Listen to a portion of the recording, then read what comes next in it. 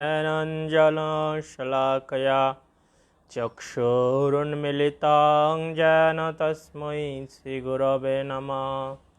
श्रीचैतन्यमनःभीष्टं स्थापितं येन भूतले स्वयं रूप कदा मह्यं ददाति शपदान्तिकम्।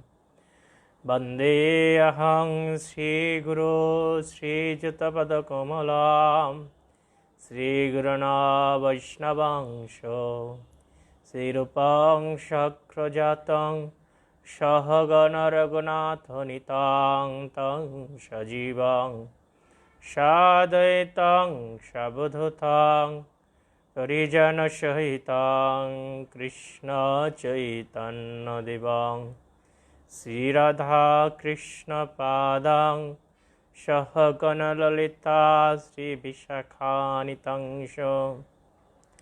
नमो ॐ विष्णुपदाय कृष्णप्रेष्ठाय भूतले श्रीमते भक्तिवेदान्त स्वामिनिति नामिने।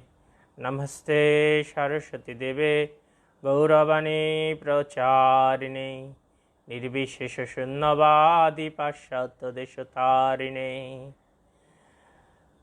वाञ्छाकल्पतरुभ्यश्च कृपासिन्धुभ्यो एव च पतितानां पावनेभ्यो वैष्णवेभ्यो नमो नमः। जय श्रीकृष्ण चैतन्य प्रभु नित्यानंद श्री अद्वैत गदाधर शिवसदि गौरभक्तवृन्द। हरे कृष्णा कृष्ण कृष्ण हरे हरे, हरे राम राम राम हरे हरे।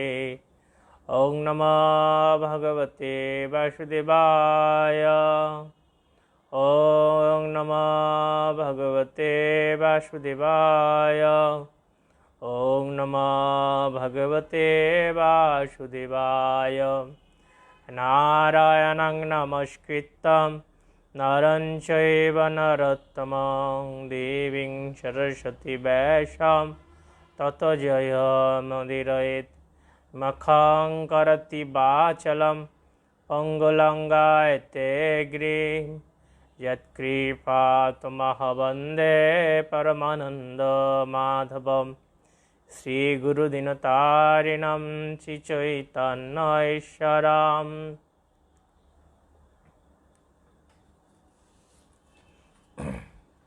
हरे कृष्ण। সকলের শ্রীচরণ কমলে দণ্ডবত প্রণাম নিবেদন করছি। সকলকে কৃষ্ণপ্রীতি শুভেচ্ছা সাধুবাদ জানাচ্ছি। আমরা শ্রীমদ্ ভাগবতমের দ্বিতীয় স্কন্ধ থেকে আলোচনা করছি। আজ পঞ্চম অধ্যায়, সর্বকারণের কারণ। নারদ উবাচ দেব দেব নমতে অস্তু ভূত ভাবন পূর্বজা তৎবিজানিহি যজ্ঞানম আত্মতত্ত্ব নিদর্শনম। শ্রী নারদ মুনি ব্রহ্মাকে বললেন, হে দেবাদিদেব, আপনি সমস্ত প্রাণীদের মধ্যে প্রথম জন্মা। আমি আপনাকে আমার সশ্রদ্ধ প্রণতি নিবেদন করি। কৃপা করে আপনি আমাকে দিব্য জ্ঞান দান করুন, যা মানুষকে আত্মা এবং পরমাত্মার তত্ত্ব বিশেষভাবে জ্ঞাপন করে। তো এই শ্লোকে নারদ মুনি তিনি তার গুরুদেব ব্রহ্মার কাছে শরণাপন্ন হয়েছেন। যেমনটি আমরা দেখতে পাই শ্রীমদ্ ভগবদ্গীতায়, অর্জুন তিনি কৃষ্ণের কাছে শরণাপন্ন হয়েছিলেন। অর্জুন একটা পর্যায়ে খুব বিষাদগ্রস্ত হয়েছিলেন। সেই যুদ্ধস্থলে থেকে যুদ্ধের দুই পক্ষের মাঝখানে তিনি কৃষ্ণকে নির্দেশ করেছিলেন তার রথ স্থাপন করতে। আর যখন রথ রেখেছিলেন শ্রীকৃষ্ণ, তখন অর্জুন দেখছেন যে তার বিরুদ্ধে যারা যুদ্ধ করার জন্য এসেছেন সকলে তার আত্মীয় স্বজন, আপনজন, তার মামা, তার শ্যালক, তার ভাই, তার সমস্ত আপনজনেরা যুদ্ধস্থলে রয়েছে। তো এটা দেখে অর্জুন খুব বিষাদগ্রস্ত হয়ে গিয়েছেন এবং তিনি খুব কর্তব্যবিমূঢ় হয়েছেন। তখন তিনি শ্রীকৃষ্ণের শ্রীপাদপদ্মে শরণাগত হয়েছেন। তিনি বলছেন যে কার্পণ্য দোষ উপহত স্বভাব বিশ্রামিতাং ধর্ম সংমুরচিতা যশ্রেয়সাৎ নিশ্চিতম ব্রহিতত্মে শিষ্যস্তে অহং সাদিমাং তাং প্রপন্নাম। যে কার্পণ্যজনিত দুর্বলতার কারণে আমি কর্তব্যবিমূঢ় হয়েছি, আমি আমার কর্তব্য সম্বন্ধে সন্দিহান হয়েছি। তো এখন আমি তোমার শিষ্য, তোমার সর্বতভাবে তোমার চরণ শরণাগত, কৃপাপূর্বক তুমি আমাকে জ্ঞান উপদেশ দান করো। তখন শ্রীকৃষ্ণ ভগবান তিনি অর্জুনকে শিষ্য হিসেবে গ্রহণ করলেন এবং তাকে দিব্যজ্ঞান দান করলেন। তো এই উপযুক্ত ব্যক্তির কাছে দিব্যজ্ঞান ভিক্ষা করা এবং যথাযথভাবে প্রাপ্ত হয় হচ্ছে পরম্পরার বিধান। তো আমাদের জীবনে এভাবে অবশ্য উপযুক্ত ব্যক্তির কাছেই শরণাপন্ন হতে হবে দিব্যজ্ঞান লাভ করার জন্য। এই শ্লোকের নারদ মুনি তিনি তার গুরুদেব, যিনি প্রথম সৃষ্টিজীব ব্রহ্মার কাছে প্রার্থনা করছেন সেই আত্মা এবং পরমাত্মার তত্ত্ব বিশেষভাবে জানার জন্য।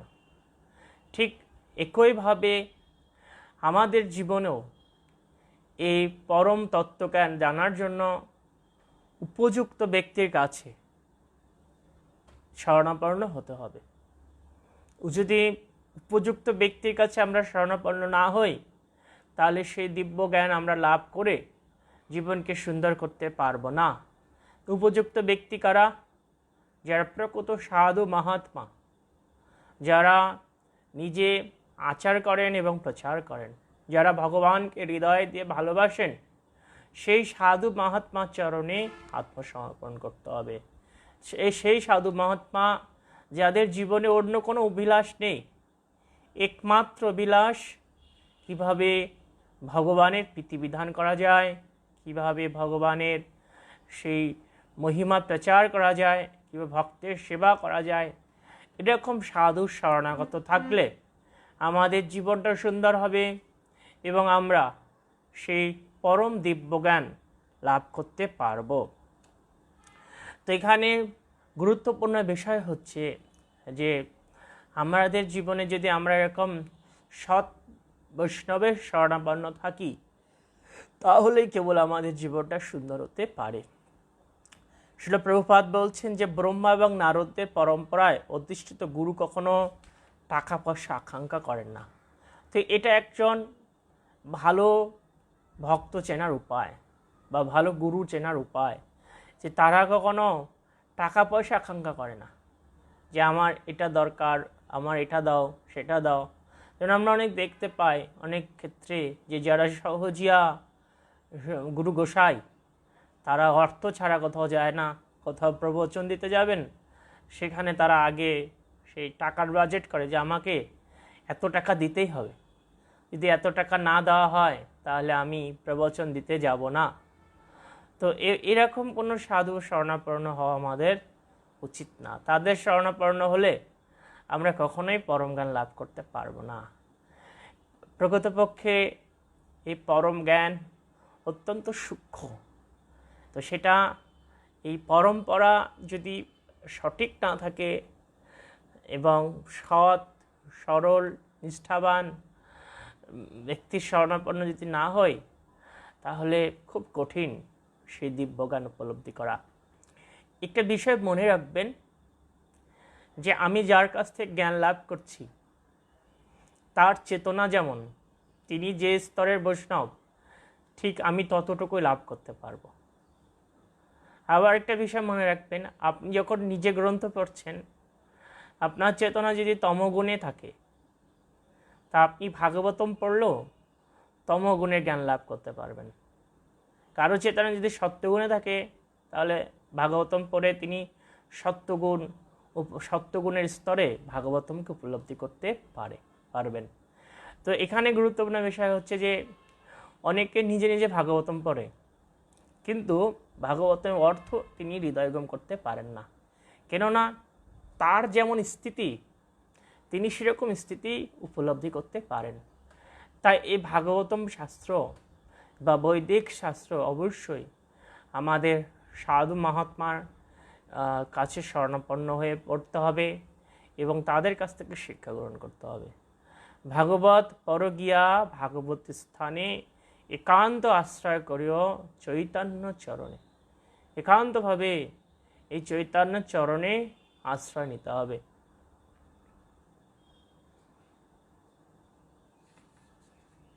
এখানে শ্রীল প্রভুপাদ বলছেন, ঐকান্তিক সেবার দ্বারা সদ্গুরুকে সন্তুষ্ট করার মাধ্যমে আদর্শ শিষ্যকে আত্মা এবং পরমাত্মার প্রকৃতি ও তাদের পরস্পরের সম্পর্ক সম্বন্ধে জ্ঞান লাভ করতে হয়।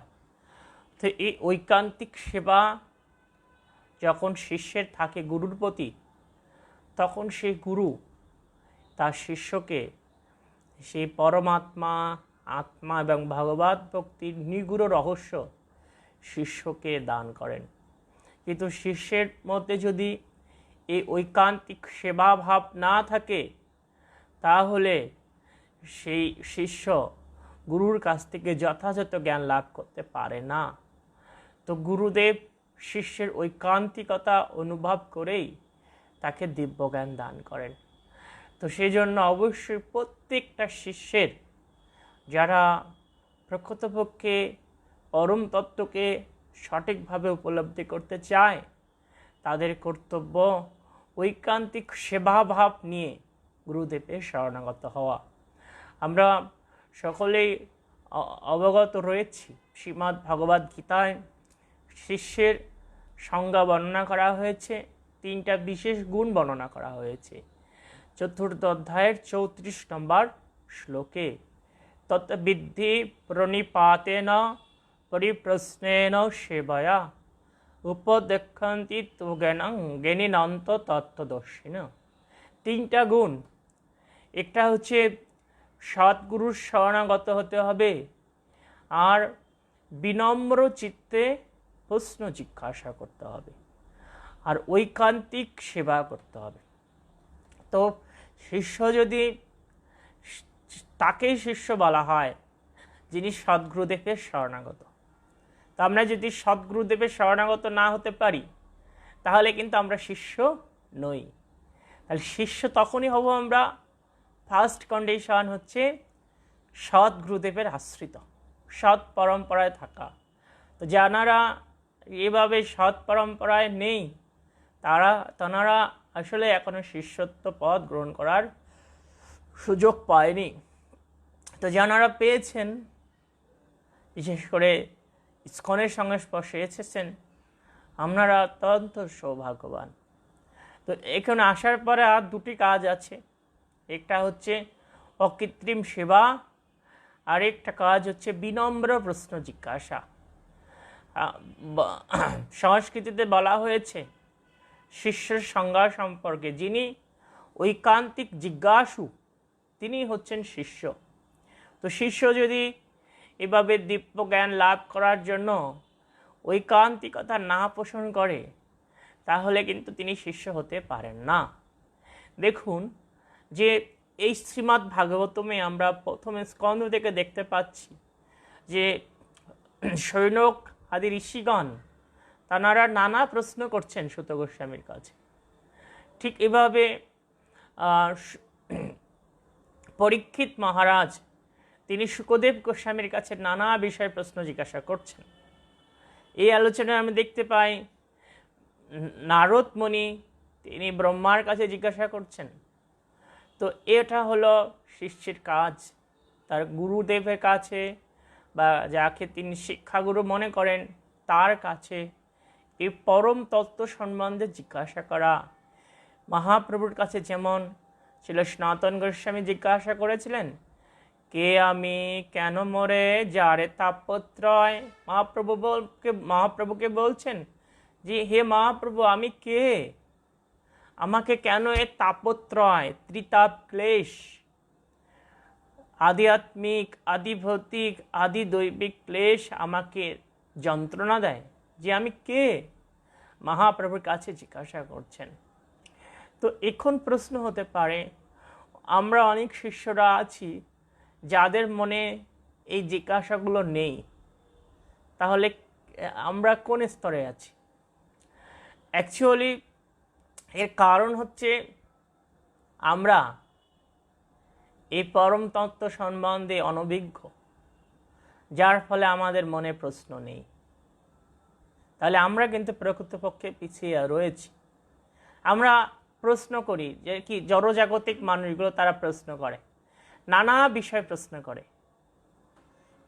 মানে একটা সাধারণ ব্যক্তি গল্প করে, বা গ্রামের মহিলারা বসে গল্প করে, যেখানে গল্প হয় বন্ধু বান্ধবী, ঘন্টার পর ঘন্টা কেটে যায় নানা বিষয়ে। কেন তাদের এই গল্প ঘন্টার পর ঘন্টা কেটে যায়? কেননা তাদের এই বিষয়গুলো সম্পর্কে তারা অভিজ্ঞ জড়জগৎ সম্বন্ধে। কিন্তু আমাদের অজ্ঞতা রয়েছে চিন্ময় জগৎ সম্বন্ধে, যার ফলে আমাদের মনে প্রশ্ন আসে না। এই অজ্ঞতার কারণ কি? অজ্ঞতার কারণ হচ্ছে আমরা যে গোলক বৃন্দাবন ধামে ফিরে যাব সে সম্বন্ধে আমাদের কোনো সুস্পষ্ট ধারণা নেই। আমরা ভগবানকে ভালোবাসবো, ভগবান সম্বন্ধে আমাদের তেমন ধারণা নেই। কয়টা ভক্ত আছে ভগবান সম্বন্ধে জানেন, কৃষ্ণ সম্বন্ধে, ভাগবতম সম্বন্ধে, গীতা সম্বন্ধে, চৈতন্য চৈতামৃত সম্বন্ধে তেমন কোনো ধারণা নেই। এই 700 শ্লোক ধারণা নেই, 18টা অধ্যায়ের নামই বলতে পারবে না। তো এটা কার অক্ষমতা? এটা আমাদের। আমরা ভগবত ধামে ফিরে যেতে চাই, কিন্তু ভগবত ধামে ফিরে যাওয়ার জন্য আমরা সিরিয়াস নই। আমরা এই ভাগবতম অধ্যয়ন করছি না, আমরা বৈদিক শাস্ত্র পাঠ করছি না, আর যার ফলে আমাদের এই সম্বন্ধে কোনো ধারণা নেই। শত শত বৈদিক শাস্ত্র বর্ণনা আছে, উল্লেখ আছে আমাদের, কিন্তু আমাদের পড়ার সময় নেই। তাহলে কিভাবে আমরা ভগবত ধামে ফিরে যাব? আচার্যদের জীবনী আছে, অনেক সুন্দর সুন্দর মহিমা আছে, গৌড় পার্শ্বদ চৈতাবলী, শ্রীকৃষ্ণ লীলামৃত, কবি কর্ণপুর, এইগুলো সম্পর্কে আমাদের ধারণা নেই। তাহলে আমরা কি চিন্তা করব বলুন? যখন আমরা এই ভাগবতীয় জ্ঞান যদি না থাকে, ভগবানের লীলামৃত সম্বন্ধে আমাদের হৃদয়ে যদি ধারণা না থাকে, তাহলে তো স্বাভাবিকভাবে আমাদের মনে জড়চিন্তা আসবেই। আমাদের ধারণা নেই, এর জন্য আমি নিজেই দায়ী, অন্য কেউ দায়ী নয়। তাই শুধু ভক্তমণ্ডলী, প্রত্যেককে অধ্যয়ন করতে হবে ঘন্টার পর ঘন্টা। যখন আমরা বেশি বেশি বৈদিক শাস্ত্র পাঠ করব, তখন আমাদের এই জড়জগতে ক্লেশ দগ্ধীভূত করতে পারবে না। যখন আমরা বেশি করে বৈদিক জ্ঞান হৃদয় ধারণ করব, আমাদের সত্তা পরম পবিত্র হবে, চেতনা উন্নত হবে, তখন আর কোনো কুলসতা আমাদেরকে বেধিব্যস্ত করতে পারবে না। কিন্তু আমরা যদি এই বৈদিক জ্ঞান লাভে অনিচ্ছুক হই বা এর সাথে রিলেটেড না হই, তাহলে জড় বিষয়ে আমাদের চেতনা যাবে, জড় বিষয়ের দিকে। খুঁটিনাটি, কে কী করলো, ওখানে কি হলো, এ কী করলো, আমার স্ত্রী কার সাথে কথা বলছে, বা আমার স্বামী কাকে ফোন করলো, ও কোথায় গেল, এটা কেন কম আসলো, এটা সেটা নিয়ে খুব ব্যতিব্যস্ত থাকবে। আর তখন আমার স্বাভাবিক চেতনাটা কলুষিত হয়ে যাবে। এই নানা বিষয় চিন্তা করে আমাদের গোস্বামীগণ, বিশেষ করে স্বরগোস্বামী, শ্রীরূপ শ্রী সনাতন ভট্ট রঘুনাথ, শ্রীজীব গোপাল ভট্ট দাস রঘুনাথ, এই স্বরগোস্বামীগণ, ওনারা অনেক গ্রন্থ বর্ণনা করেছিলেন, লিখেছিলেন কৃষ্ণ লীলা, মহাপ্রভু লীলা, রাধারানীর মহিমা। কিন্তু ওনারা এই সমস্ত গ্রন্থ রচনা করে নানা শাস্ত্র নিপুণ বিচার, নানা শাস্ত্র তারা বিচার করে অনেক সুন্দর সৎশাস্ত্র রচনা করেছিলেন। কিন্তু তারা যখন উপলব্ধি করলেন যে কলিযুগের মানুষ অত্যন্ত বিষয় ছাড়া কিচ্ছু বোঝে না, তারা শুধু স্বার্থকেন্দ্রিক, তখন এই গ্রন্থগুলো ওনারা কী করলেন? এই গ্রন্থগুলো সমাধি দিয়ে দিলেন। শ্রীধাম বৃন্দাবনে এই রাধা মদন মোহন মন্দিরে ঢোকার ডান সাইডে এই গ্রন্থ সমাধি মন্দির আছে। গ্রন্থগুলো সমাধি দিয়ে দিয়েছিলেন আচার্যগণ, অধিকাংশ গ্রন্থ। স্বরগোস্বামীরা গ্রন্থ সমাধি দিয়েছিলেন। তো এটার কারণে যে আমরা যে গ্রন্থ পড়ব না, সেটার কারণে দেখুন সাধুরাই গ্রন্থ পড়ছে না, তা সাধারণ মানুষ কি করবে? আজকে যারা বৈষ্ণব হয়েছে, অধিকাংশ বৈষ্ণবের গৃহে ভাগবতম নেই, চৈতন্য চরিতামৃত নেই, একটা ভালো ঠাকুর ঘর নেই। কিভাবে বৈষ্ণব হবে তারা? এই জীবনটাকে তারা গুরুত্বই দিচ্ছে না। সাধারণ মানুষের আর কি কথা আছে? তারপরও অনেক গ্রন্থ এখনো আছে, ভাগবতম শাস্ত্র, চৈতন্য চরিতামৃত, তারপরে মনে করুন চৈতন্য ভাগবত, চৈতন্য মঙ্গল, কবি কর্ণপুর, শ্রী গোবিন্দ লীলামৃত, গোবিন্দ বিদগ্ধ মাধব, ললিত মাধব, তো সুন্দর সুন্দর গ্রন্থ রয়েছে। পড়ুন, জীবনকে সুন্দর করুন, পরচর্চা পরনিন্দা বর্জন করুন, সময় নষ্ট করবেন না। তো 2 নম্বর শ্লোক আমরা পাঠ করছি। যত রূপম যত অধিষ্ঠানম যতঃ সৃষ্ট ইদম প্রভু যত সংস্থম যত পরম যত তত্তত বদ তত্তত। হে পিতা, কৃপা করে আপনি আমাকে এই ব্যক্ত জগতে বাস্তবিক লক্ষণসমূহ বর্ণনা করুন। তার আশ্রয় কি, কিভাবে তার সৃষ্টি হয়েছে, কিভাবে তার সংরক্ষণ হয় এবং কার নিয়ন্ত্রণে সব কিছু সম্পাদিত হচ্ছে। দেখুন, এভাবে প্রশ্ন জিজ্ঞাসা করছেন ব্রহ্মার কাছে নারদ মুনি যে কি এই জগতের বাস্তবিক লক্ষণ কি, কার আশ্রয় আছে জগৎ, কিভাবে তার সৃষ্টি হয়েছে, কিভাবে তার সংরক্ষণ হয়, কার নিয়ন্ত্রণে সব কিছু সম্পাদিত হচ্ছে।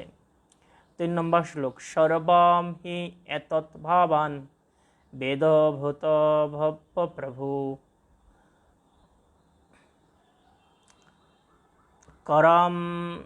করামলক্ষম বত বিশ্বম বিজ্ঞানবশিতম তব। হে পিতা, এই সব কিছু আপনি বিজ্ঞানসম্মতভাবে জানেন, কেননা পূর্বে আপনি যা কিছু সৃষ্টি করেছেন, ভবিষ্যতে যা কিছু সৃষ্টি হবে এবং বর্তমানে যা কিছু সৃষ্টি হচ্ছে এবং এই ব্রহ্মাণ্ডে যা কিছু হয়েছে তা সবই আপনার হস্তস্থিত একটি আমলকির মতো। এখানে ব্রহ্মাকে নারদ মুনি বলছেন, পিতা বলে সম্বোধন করছেন, কেননা ব্রহ্মার মানস পুত্র নারদ মুনি এবং ব্রহ্মার শ্রেষ্ঠ পুত্র। তো ব্রহ্মাকে বলছেন যে আপনি প্রকৃতপক্ষে সব কিছু জানেন। একটা হাতে আমলকি যেমন থাকলে তার প্রকৃতির সম্বন্ধে সহজে অনুধাবন করা যায়, ঠিক ব্রহ্মা তিনি যে সব কিছু সৃষ্টি করেছেন তা তিনি আসলে সব কিছু সম্বন্ধে অভিজ্ঞ। এটাই নারদ মুনির অভিমত ব্রহ্মা সম্বন্ধীয়। যত বিজ্ঞান যত আধার যত পরস্ত যদাত্মক এক সর্জস্বী ভূতানি ভূত এব আত্মমায়া। হে পিতা, আপনার জ্ঞানের উৎস কি, আপনি কার আশ্রয় রয়েছেন এবং কার অধীনে আপনি কার্য করছেন, আপনার বাস্তবিক স্থিতি কি, আপনি কি আপনার শক্তির দ্বারা জড় উপাদানের সাহায্যে সমস্ত জীবদের সৃষ্টি করেন? প্রশ্ন করছেন। 5 নম্বর। আত্মনা ভাবয়স তানি না পরাভ ভাবয়স স্বয়ং আত্মশক্তিম বষ্টভ্য উর্ণ নাভি ইব অক্লম। মাকড়সা যেমন অনায়াসে কারো দ্বারা প্রভাবিত না হয়ে জাল সৃষ্টি করে, আপনিও তেমন অন্য কারো সাহায্য ব্যতীত আপনার স্বয়ং সম্পূর্ণ শক্তির প্রভাবে সৃষ্টি করেন। এখানে ব্রহ্মার মহিমা, যে ব্রহ্মা তিনি স্বয়ং সম্পূর্ণ। যেমন মাকড়সা উদাহরণ দেওয়া আছে, মাকড়সা একা একাই সুন্দর একটা জাল সৃষ্টি করতে পারে, তার থাকার ব্যবস্থা করতে পারে। ঠিক স্বয়ং সম্পূর্ণ আরেকটা দৃষ্টান্ত হচ্ছে সূর্য। তিনি তার স্বীয় শক্তির প্রভাবে এই ভূমণ্ডলকে আলোকিত করেন, তেজ প্রদান করেন। ঠিক ব্রহ্মাকেও সেরকম বলা হচ্ছে যে তিনি তার আপন শক্তির প্রভাবে এই চরাচর বিশ্ব ব্রহ্মাণ্ড সমস্ত জীব সৃষ্টি করে চলেছেন। না অহম বেদ পরম হিয়স্মি ন अपरम हि अस्मि न परम न समम विभु नाम रूप गुणय भावम सत असत किंचित अन्यत्र। নাম রূপ গুণ ইত্যাদির মাধ্যমে বিশেষ বস্তু সম্বন্ধে আমরা যা কিছু জানতে পারি তা উৎকৃষ্ট, নিকৃষ্ট এবং সমান হোক অথবা নিত্য বা অনিত্য হোক, তা সবই আপনি ছাড়া আর কারো দ্বারা সৃষ্টি হয়নি। আপনি এতই মহান। তো বাস্তবিক পক্ষে এই জগতে যা কিছু সৃষ্টি হয়েছে সব কিছু ব্রহ্মাই সৃষ্টি করেছেন। ব্রহ্মা তিনি ভগবানের শক্তিতে শক্তি লাভ করে তিনি এই সমস্ত বিশ্ব ব্রহ্মাণ্ড তিনি সৃষ্টি করেছেন, যে কথা আমরা আর কয়েকটি শ্লোক পরে ব্রহ্মার উক্তি থেকে জানতে পারব।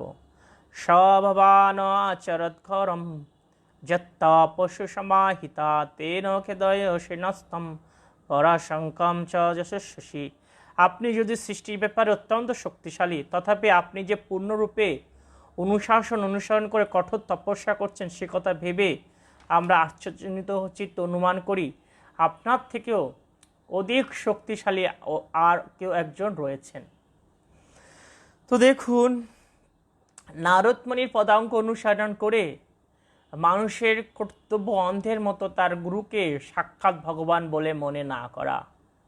এখানে নারদ মুনি তিনি প্রথমে ব্রহ্মার মহিমা বলেছেন যে আপনি সৃষ্টি করেছেন, কিন্তু এই শ্লোকে এসে নারদ মুনি বলছেন যে আপনি সৃষ্টির ব্যাপারে অত্যন্ত শক্তিশালী, তথাপিও আপনি যে কঠোর অনুশাসন তপস্যা করছেন এটা ভেবে আমি আশ্চর্যান্বিত হয়েছি যে আপনি স্রষ্টা, কিন্তু তারপরও আপনি কঠোর অনুশাসন। যেমন আমরা যারা ইতিমধ্যেই শিষ্যত্ব পদ গ্রহণ করেছি আমরা একটা অনুশাসনের মধ্যে রয়েছি। আমরা 4টার পূর্বে ঘুম থেকে উঠি, 4:30 মঙ্গল আরতি করি, কমপক্ষে 16 মালা জপ করি, 4টে বিধিবিধান পালন করি। এগুলো একটা কঠোর অনুশাসন। তো সেটা নারদ মুনি বলছেন যে আপনি যে কঠোর অনুশাসন কি অনেক তপস্যা করছেন, তাহলে নিশ্চয়ই আপনার থেকেও আরও একজন শক্তিশালী কেউ রয়েছে। আপনি যদি নিজে স্রষ্টা হতেন তাহলে আপনি কেন এভাবে তপস্যা করছেন? তাহলে আপনি যার তপস্যা করছেন নিশ্চয়ই আপনার থেকে তিনি আরও শক্তিশালী। তাহলে এখানে আমরা কি উপলব্ধি করতে পারি যে অন্ধের মতো অনেক ব্যক্তি যারা গুরুদেবকে ভগবানের আসনে বসিয়েছে, আমাদের অনেক মত পথ আছে দেখা যায় যারা গুরুদেবকে ভগবানের সিংহাসনে বসিয়েছে, কিন্তু তারা নিজেও বিপদগামী হচ্ছে আর গুরুদেবকে নরকে পাঠাচ্ছে। দেখুন যে ইসকনে সেই সুযোগ নেই, শিল প্রভুপাদ তিনি সেই সুযোগ কাউকে দেয়নি। তিনি নিজেকে সব সময় কৃষ্ণের দাস রূপে প্রতিষ্ঠিত করেছেন। তিনি বারবার বলেছেন I am servant of Lord Krishna, আমি কৃষ্ণের নিত্য দাস। মহাপ্রভু যিনি সিদ্ধান্ত দিয়েছেন গোপীর ভরত পদকমলয় দাস দাসানন দাস, আমি গোপীর যিনি ভর্ত যিনি পতি তার দাসের অনুদাস। এটাই হচ্ছে আমাদের পরিচয়, এটাই আমাদের একমাত্র স্বরূপ। তো সেই স্বরূপকে যিনি অনুধাবন করতে পারেন তিনি ভক্তিমার্গে সুউন্নত হতে পারেন, কিন্তু যিনি এই স্বরূপকে ভুলে যেয়ে লাভ পূজা প্রতিষ্ঠা কর্তৃত্ব অভিমানে ব্যস্ত তিনি কখনোই ভগবানকে জানতে পারেন না। আর তিনি মায়া দ্বারা এত কবলিত হয়ে থাকেন তাকে এই মায়া তাকে আবার বারবার এই জগতে ফিরিয়ে নিয়ে আসে। ভগবদ গীতা ভগবান শ্রীকৃষ্ণ বলছেন যে প্রকৃতে ক্রিয়ামানানি গুণেশ্বর কর্মাণি সর্বশ অহংকার বিমূঢ়াত্মা কর্তামিতি মন্যতে। প্রকৃতির প্রভাবে সব কিছু হচ্ছে, কিন্তু অহংকারে বিমূঢ় হয়ে জীব নিজেকে কর্তা বলে মনে করছে। তো দেখুন এখানে আমরা এই শ্লোক থেকে সিদ্ধান্ত পাচ্ছি যে আমাদের অন্ধের মতো অনুকরণ করে কখনো গুরুকে ভগবান বলে মনে করা উচিত নয়, এবং গুরু যদি কখনো নিজেকে ভগবান বলে পরিচয় দেয় তাহলে তৎক্ষণাৎ সেই গুরুদেবকে ত্যাগ করা উচিত। শিল প্রভুপাদ যখন আমেরিকায় প্রচারে গিয়েছিলেন, তখন শিষ্যদেরকে তিনি শিখিয়েছিলেন যে গুরুদেব ভগবান নয়, গুরুদেব হচ্ছে ভগবানের প্রতিনিধি। তো ছিল প্রভুপাদ যখন দীক্ষা অনুষ্ঠান করবেন প্রথমবার, তখন তিনি ব্যাসাসনে বসেছেন। তো তার শিষ্যদেরকে তিনি বলছেন যে গুরুদেব ভগবানের মতো পূজনীয়। তখন কিছু শিষ্য খুব বিভ্রান্ত হয়ে গেছে দীক্ষা নেওয়ার পূর্বেই। তারা বলছে এতদিন এই লোকটা বলে আসছে যে গুরুদেব ভগবান নয়, তাহলে এখন উনি বলছেন গুরুদেব ভগবানের মতো পূজনীয়। তো তারা খুব বিভ্রান্ত যে আসলে ঘটনাটা কি।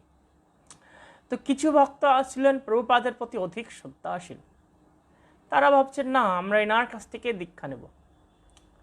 তো পরবর্তীতে কি হলো, ওই প্রভুপাদ প্রথম যখন দীক্ষা অনুষ্ঠান করলেন, প্রভুপাদকে সবাই আরতি করছেন। তো শিষ্যরা দেখছেন যে আমরা গুরুদেবকে আরতি করছি, শ্রী গুরু চরণপদ্ম কেবল ভকতি সত্ম গাইছি, তো প্রভুপাদও সেটা গাইছেন। তো পরবর্তীতে শিষ্য জিজ্ঞাসা করছেন যে প্রভুপাদ, আমরা যখন আপনার পূজা করছিলাম আপনিও দেখলাম গাইছেন গুরু বন্দনা। প্রভুপাদ বলছেন যে দেখো, তোমরা যখন আমাকে পূজা করছিলে সেই পূজাটা আমি আমার গুরুদেবকে অর্পণ করছিলাম।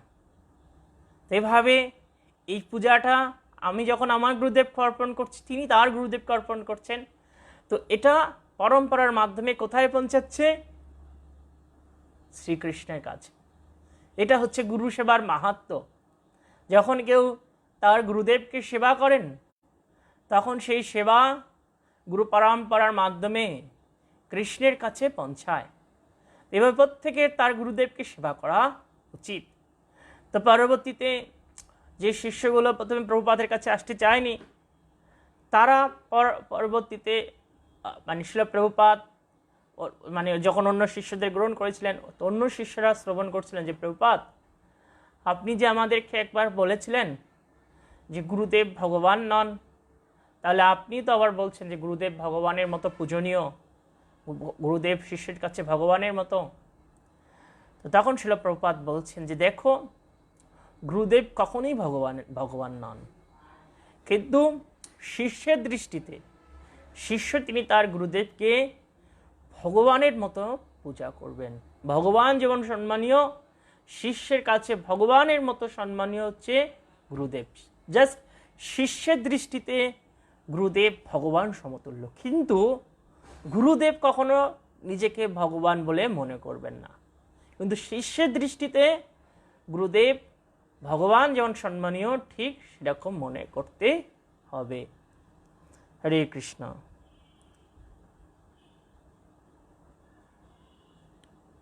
তো 8 নম্বর শ্লোক, এতৎ মে পৃচ্ছতে সর্বজ্ঞ সকলেশ্বর বিজানীয় যথা এব ইদম অহম বোধে অনুশাসিত।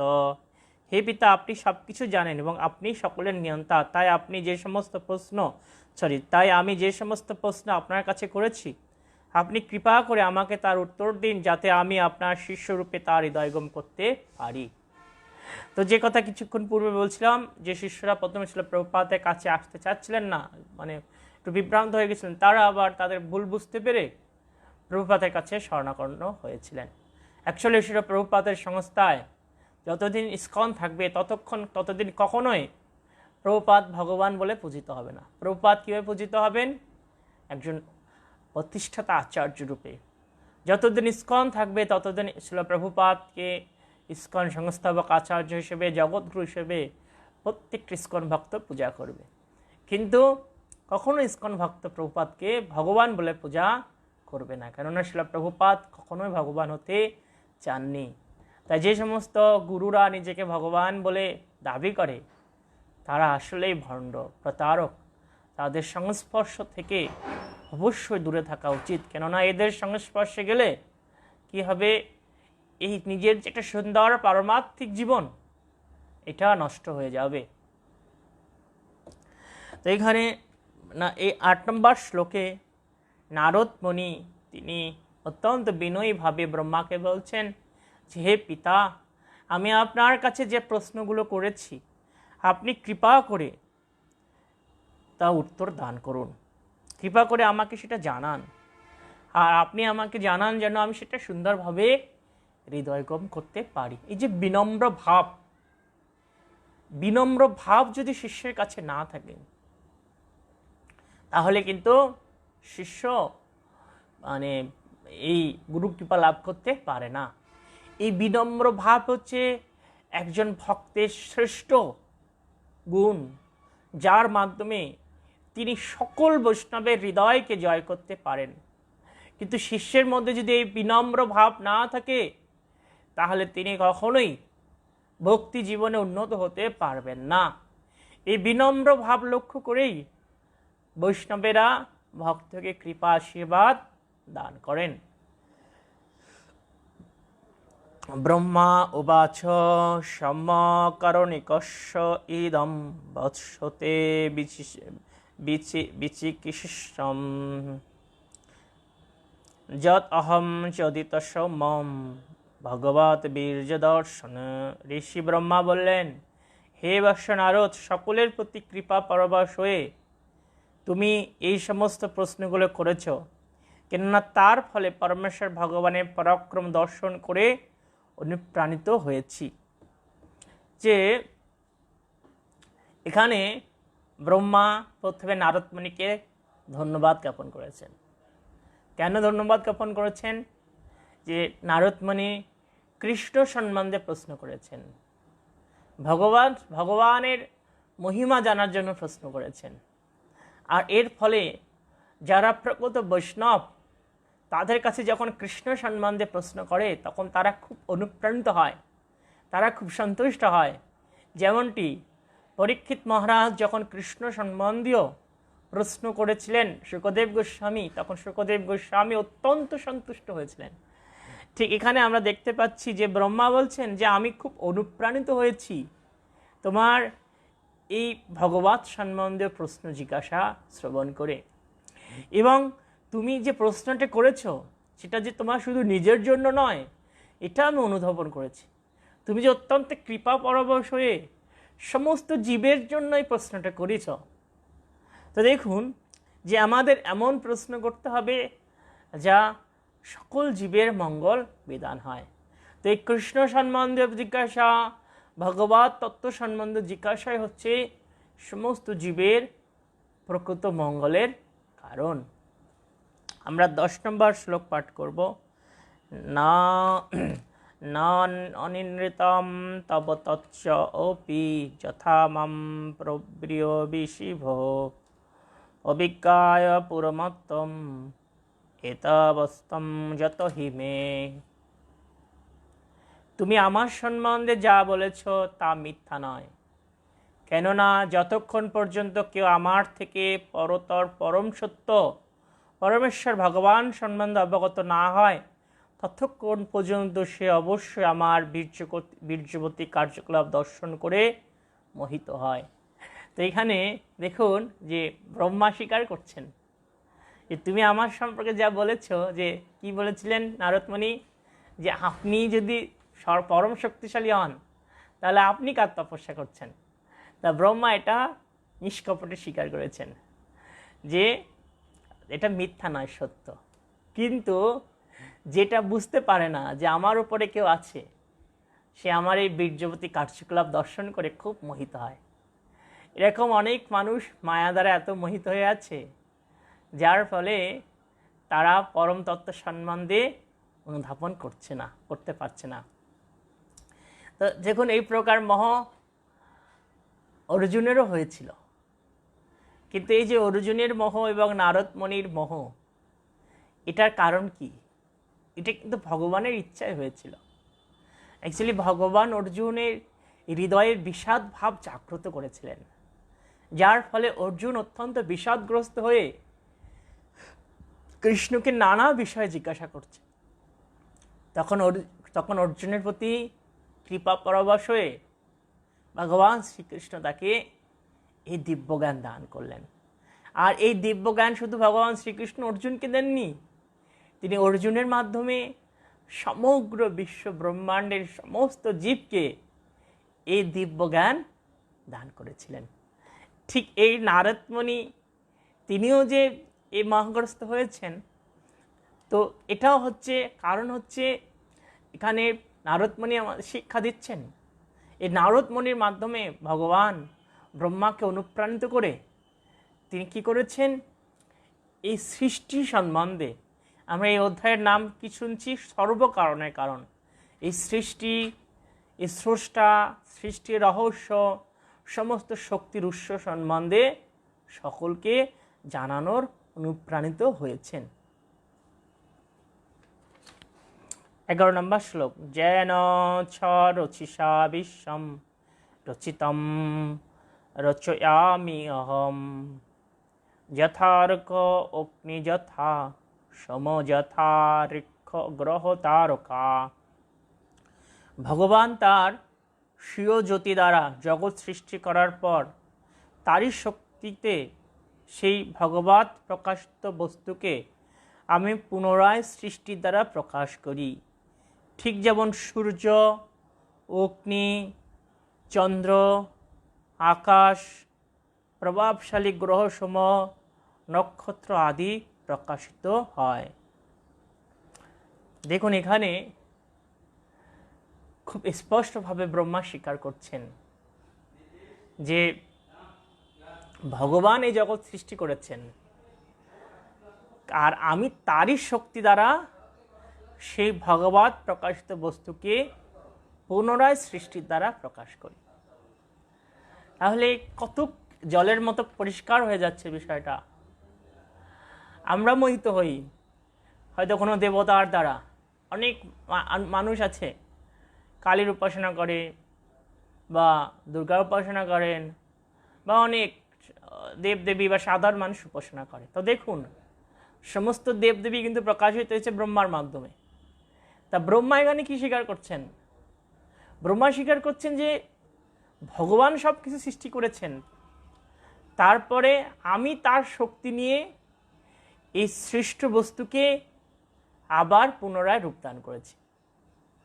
যেমন ইনভেনশন আর ইনোভেশন, ইংলিশে দুটো শব্দ আছে। ইনভেনশন মানে আবিষ্কার, আর আবিষ্কার বস্তুকে পুনরায় আবিষ্কার করে।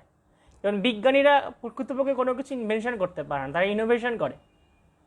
তো ঠিক সব কিছু এখানে ব্রহ্মা ক্লিয়ার করে দিয়েছেন যে কৃষ্ণ করছেন, আর আমরা কি করছি, ইনোভেশন করছি।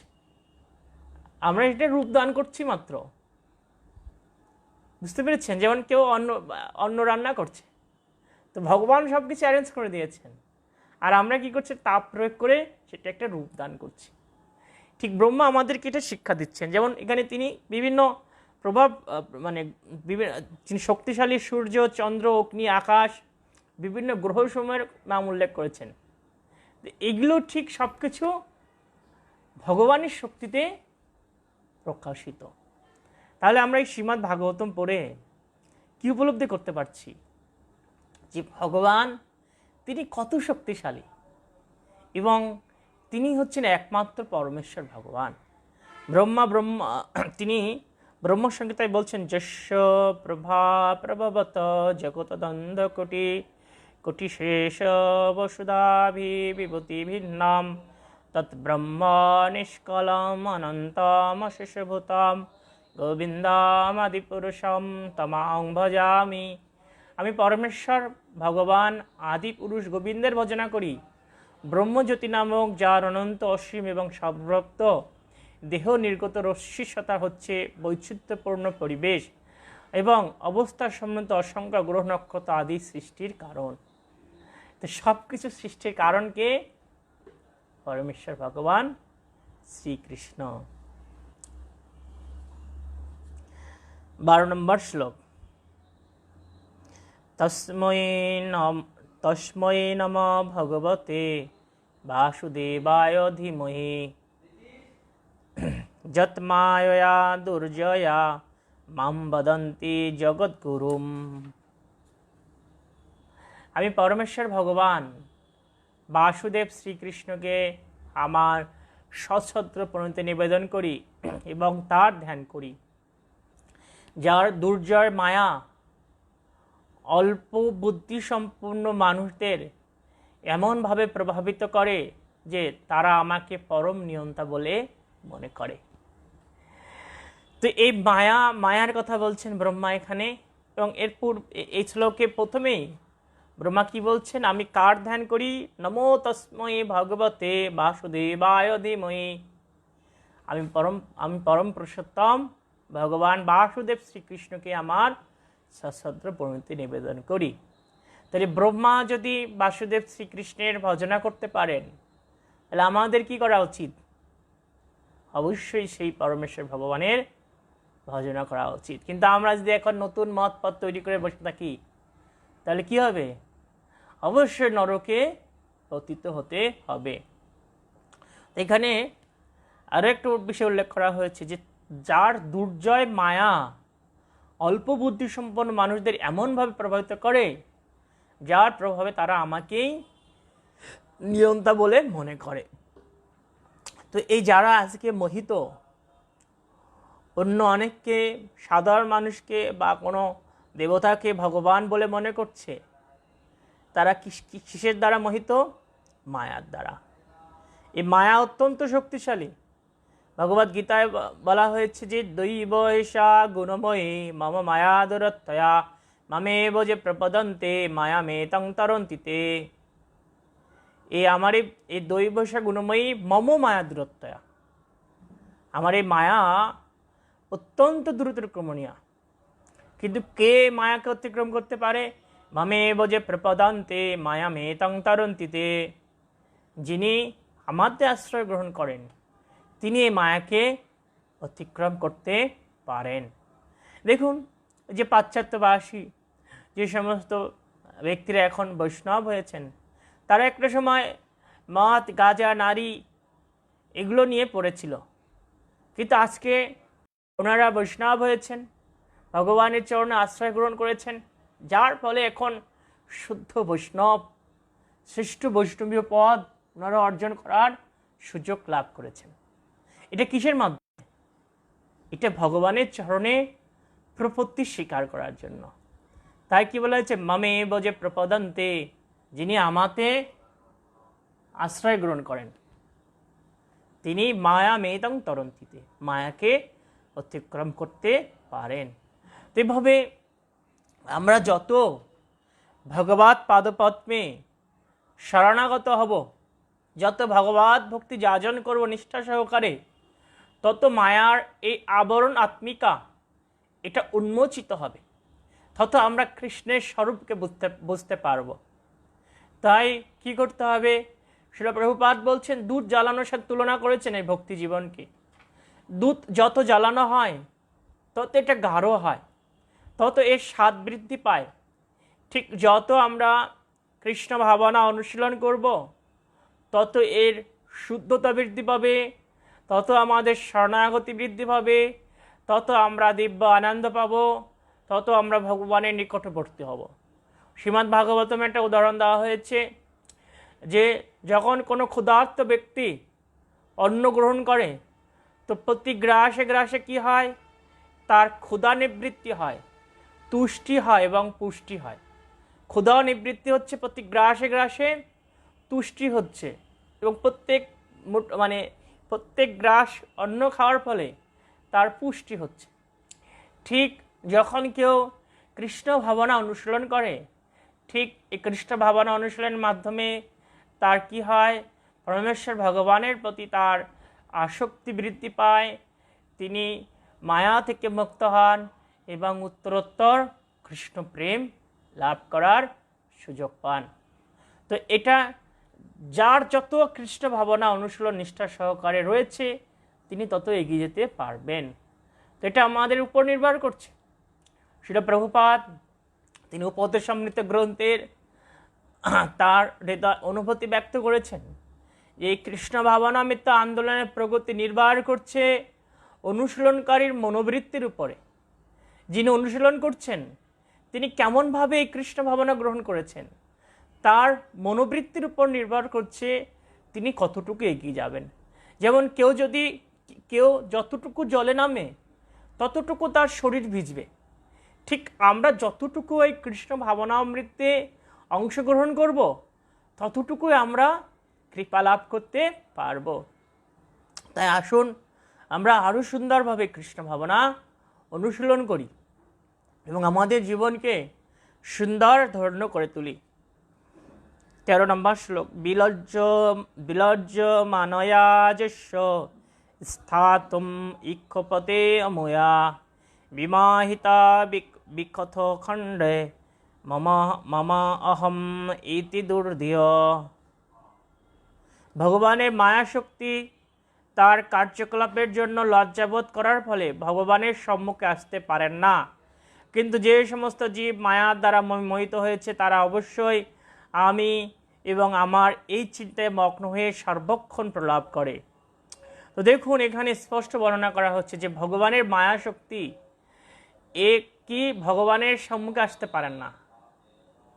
কিভাবে আসবে বলুন মায়া শক্তি? যেমনটি যখন এই কেশব কাশ্মীরি ছিলেন খুব পণ্ডিত, সরস্বতী মায়ের আশীর্বাদে বরপ্রাপ্ত হয়ে কেশব কাশ্মীরি দিগ্বিজয় করে এসে নবদ্বীপে এসেছিলেন, তখন তিনি মহাপ্রভুর সাথে তর্কযুদ্ধে লিপ্ত হয়েছিলেন।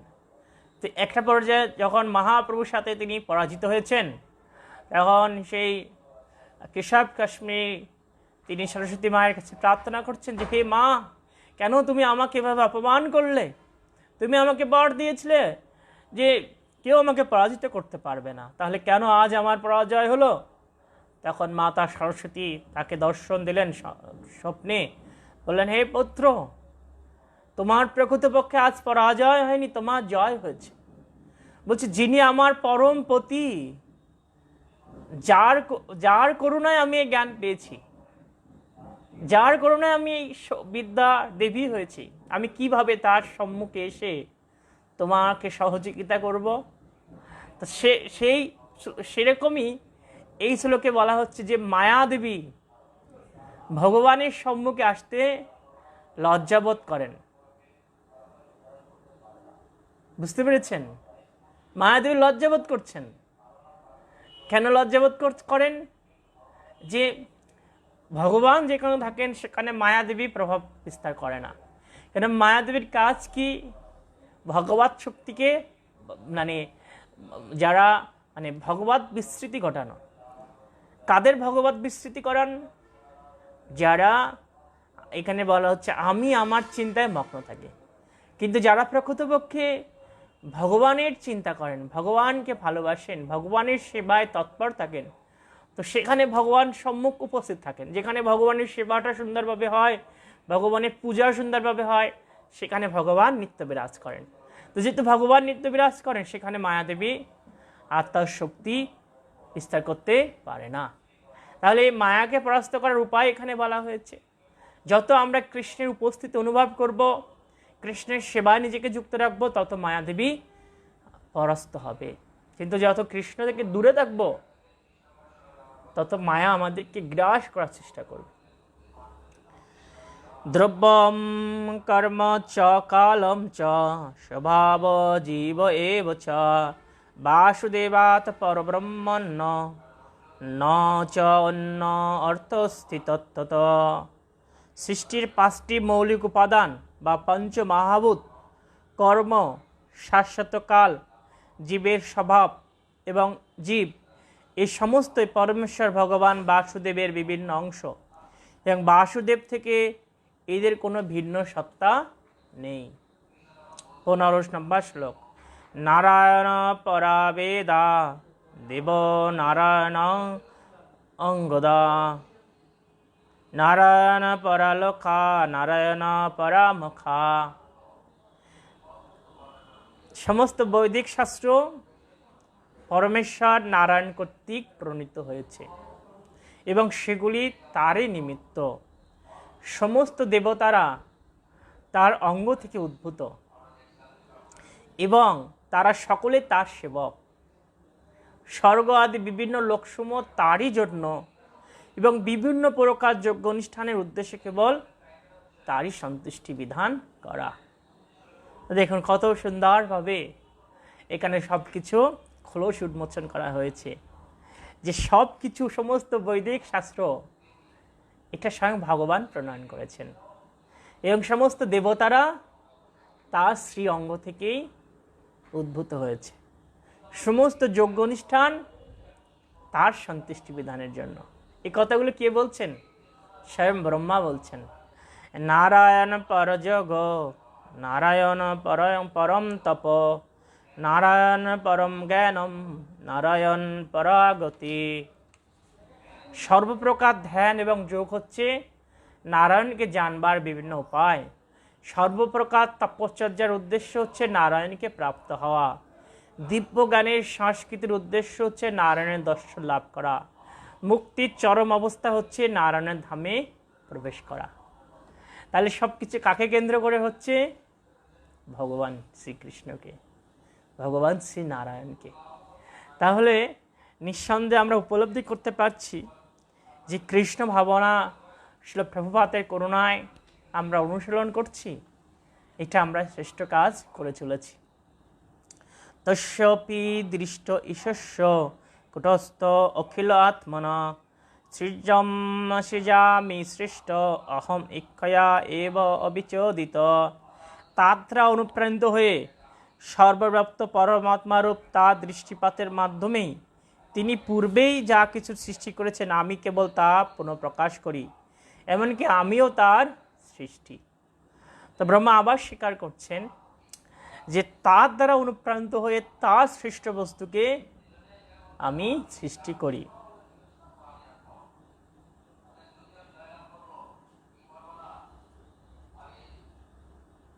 এখানে শ্রীল প্রভুপাদ তিনি বলছেন পরমেশ্বর ভগবানের অনুমোদন ব্যতীত কেউ কোনো কিছু সৃষ্টি করতে পারে না।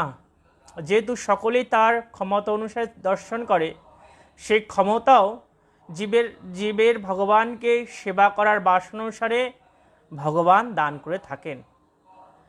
তাই সকলের কর্তব্য হচ্ছে স্বতঃস্ফূর্তভাবে ভগবানের সেবা করা, এবং তার ফলে ভগবান তার চরণে সেই সেবকের শরণাগতি অনুসারে শক্তি প্রদান করবেন। দেখুন এখানে ছিল প্রভুপাদ তিনি ক্লিয়ার করছেন বিষয়টা, যে সেই ক্ষমতা মানে প্রত্যেকটা জীব যে যতটুকু যা করছে সেটা কার মাধ্যমে? ভগবানের ক্ষমতা অনুসারে। তো সেটা কিসের উপর নির্ভর করছে? জীবের সেবা করার বাসনা অনুসারে। জীব সেবা করার যে বাসনা জীবের মধ্যে রয়েছে সে অনুসারে ভগবান তাকে করুণা দান করছেন। তো ভগবান আপনাকে দিয়ে কখন বিশেষ কার্য করাবেন? আপনার হৃদয়ে কেমন বাসনা আছে। যেমন ছিল প্রভুপাদকে দিয়ে এই বৃহৎ কার্য সম্পাদন করিয়েছেন। কেন ছিল প্রভুপাদের তার হৃদয়ে সে ভাব ছিল, তিনি সবসময় প্রার্থনা করেছিলেন যে ভগবান আমাকে করুণা করো, আমি যেন তোমার মহিমা প্রচারে নিজেকে ব্যপ্ত রাখতে পারি। প্রভুপাদের একটা গ্রন্থ আছে, প্রভুপাদের মহিমা বর্ণনা করা হয়েছে যে সকলের সুরিত প্রভুপাদ। সেখানে প্রভুপাদের মহিমা ব্যক্ত হয়েছে যে প্রভুপাদ 12 বছর শ্রী শ্রী রাধা দামোদর মন্দির বৃন্দাবনে সেখানে থাকতেন, এবং তিনি প্রায় প্রতিদিন গভীর রাত্রে সেখানে রূপ গোস্বামী, জীব গোস্বামীর যে সমাধি মন্দির ছিল এবং অন্য অন্য গোস্বামীদের বা মহাত্মাদের সেই পুষ্প সমাধি মন্দির সেখানে রয়েছে। আর প্রভুপাদ প্রতিদিন রাত্রে সেখানে যে কান্না করতেন, তাদের কাছে প্রার্থনা করতেন, হে আচার্যগণ আমাকে করুণা করুন, আমি যেন ভগবানের এই বাণীকে প্রচার করতে পারি। এই যে তার হৃদয়ের অনুভব, হৃদয়ের বাসনা রয়েছে বিদায় ভগবান তাকে করুণা দান করেছেন, যার ফলে শিল প্রভুপাদ আজ সারা বিশ্বে কৃষ্ণ ভাবনাকে সুউন্নত করেছেন। ঠিক আমরাও যখন এভাবে বাসনা করব সেবা করার ভগবানকে এবং ভগবানের ভক্তকে, তখন আমাদের বাসনা অনুধাবন করে ভগবান আমাদেরকে করুণা দান করবেন। তো আসুন আমরা আমাদের হৃদয়কে পরিশুদ্ধ করি ভগবানের সেবার মাধ্যমে। যখন আমাদের হৃদয়টা পরিশুদ্ধ হবে তখন আমাদের বাসনাও শুদ্ধ হবে, তখন ভগবান আমাদেরকে বিশেষভাবে করুণা দান করবেন। তো এই হৃদয়টা শুদ্ধ করার শ্রেষ্ঠ উপায় হচ্ছে এই হরে কৃষ্ণ মহামন্ত্র জপ এবং কীর্তন করা।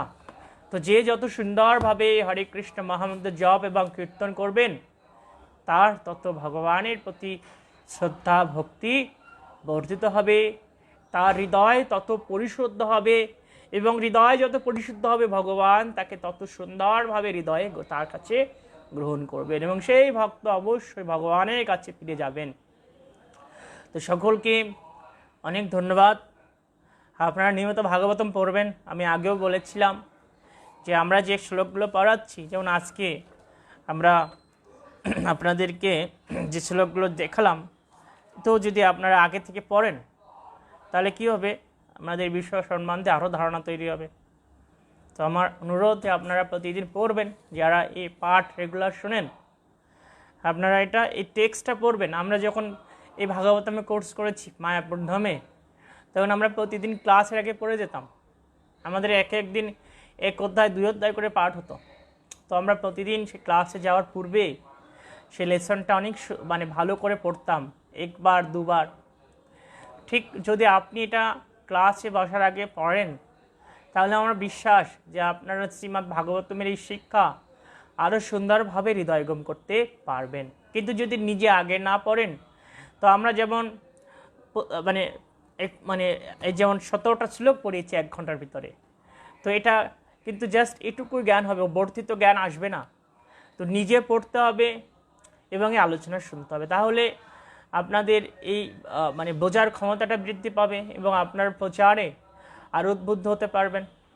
তো আমাদের বিনম্র প্রার্থনা, আপনারা যে শিক্ষা এই পাঠের মাধ্যমে উপলব্ধি করছেন, এই শিক্ষাকে প্রচার করুন, মানুষকে উদ্বুদ্ধ করুন এই শ্রীমদ্ ভাগবতম পাঠ করা, শ্রীমদ্ ভাগবতম শিক্ষা গ্রহণ করার জন্য, এবং প্রত্যেকে উৎসাহিত করুন। আর যে কথা আমি পূর্বে বলেছিলাম আবারও বলছি, এই মাসে 18 তারিখ থেকে পুরুষোত্তম মাস, আপনার সকলকে উদ্বুদ্ধ করুন এই পুরুষোত্তম ব্রত পালন করার জন্য। যারা আমিষ আহার করছে বা সঠিকভাবে ধর্মে বিধিবিধান পালন করতে এখনও সমর্থ হয়নি, তারা কম করে এই 1 মাস সেই 4টি বিধিবিধান পালন করবেন এবং ভগবানকে প্রদীপ নিবেদন করবেন। মিথ্যা বলা বা অপরকে অনিষ্ট করা, হিংসা করা, পরচর্চা, পরনিন্দা, এগুলো থেকে সকলে দূরে থাকতে হবে 1 মাস। কেননা এই মাসে পাপ কর্ম 10,000 গুণ বাড়বে আর ভগবত ভক্তি 10,000 গুণ বাড়বে। তো সকলে কমপক্ষে চেষ্টা করবেন যে 25 মালা, 30, 32, 40, 48 এভাবে জপ সংখ্যাটা বাড়াতে ওই মাসে, আর নিষ্ঠা সহকারে ভগবানের সেবা করে যাবেন। হরে কৃষ্ণ। গ্রন্থরা শ্রীমদ্ ভাগবতম কি জয়, শ্রীল প্রভুপাদ কি জয়, সমস্ত ভক্তমণ্ডলী কি জয়, নিতাই গৌর প্রেমানন্দে।